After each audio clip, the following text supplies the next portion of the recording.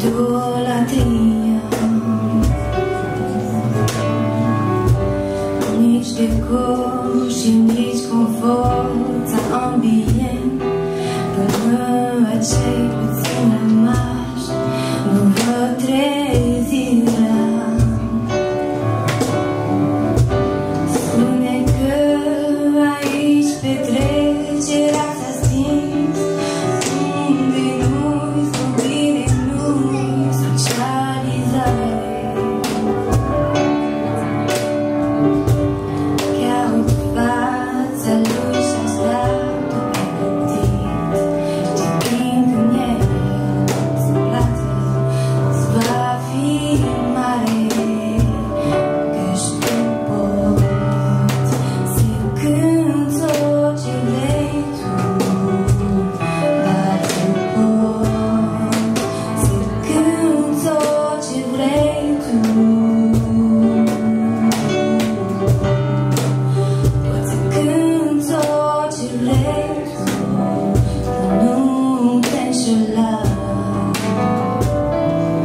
Inchinarea e altceva.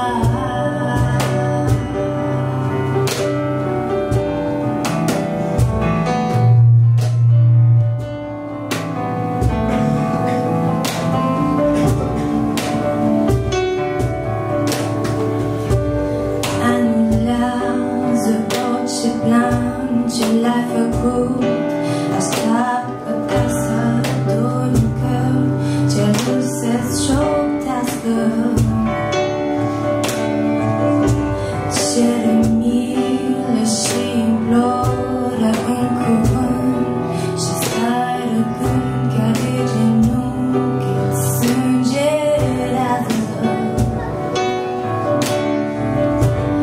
Lasă orice portișor descoperit, până când poftă și minciuna-ți demascate. Ia cuvântul și păstrează ce-ai scris, păstrându-ți altfel viața iarăși provocată, că-și tu poți să cânti tot ce vrei tu, dar tu poți să